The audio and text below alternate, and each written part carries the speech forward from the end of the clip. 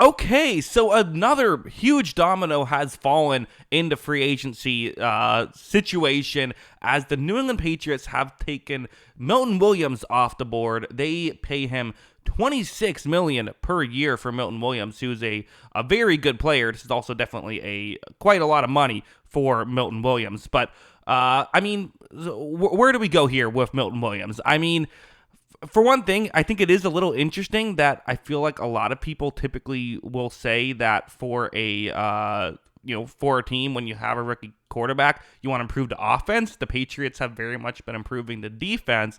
Let's actually start with the whole weird situation with Milton Williams. So he is someone who it had been reported earlier that he was signing with the Panthers. If you notice, I did not make a video because I did not have enough details out yet, so I didn't want to just jump to conclusions and make the video, and I'm glad I decided to wait because ultimately that deal was not quite done yet, and it is worth mentioning.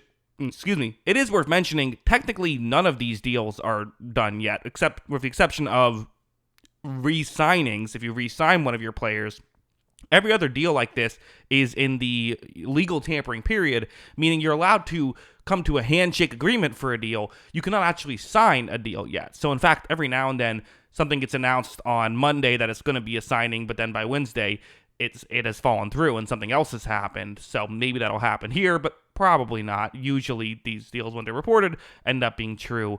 Milton Williams, though, yes, he signs a big deal with the New England Patriots, who, listen, for New England, I guess what do we make of all of this?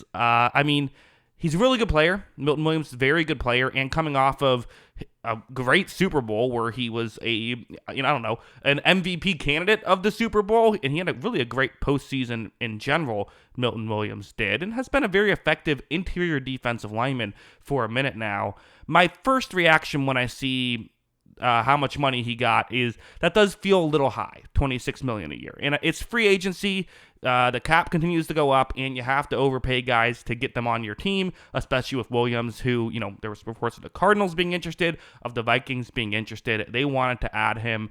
They're trying to improve this defensive line, which, again, they added Carlton Davis, a really good secondary player. They've added Milton Williams along with Harold Landry. They still do have Christian Barmore on the defensive line, so they're trying to build up their defense first and foremost. Again, part of it, I think, is just the players who are available. They were reportedly in on the Chris Godwin thing, but Chris Godwin was not available, so what are you going to do, right? You can't sign a player, he was available, but Chris Godwin wanted to stay with Tampa Bay, so what are you going to do, right?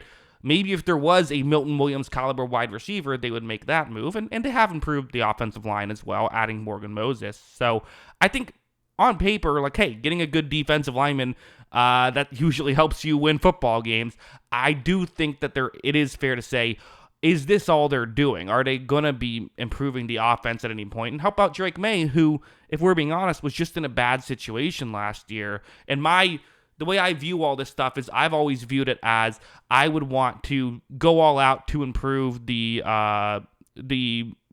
situation around a rookie quarterback before I help get a defensive lineman. But again, I kind of talked about this in the Carlton Davis video. Going out and adding a good defensive piece is a way to help out your quarterback in some ways as well. The quarterback doesn't feel as though they have to do it all themselves.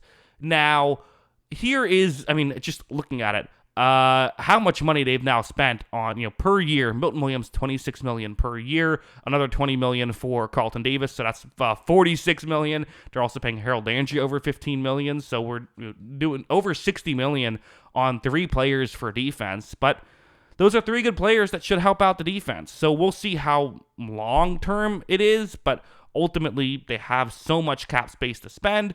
Why not spend some of it? I think that's their mindset, so we'll see how it goes. But yeah, those are my thoughts. What are yours? Let me know in the comments below. And we'll see also, it's $26 million a year. We don't yet have the term, and we don't yet have the guarantees yet, so that'll come out at some point. But yeah, those are my thoughts. What are yours? Let me know in the comments below. Always love hearing from y'all, and of course, as always, thanks for watching.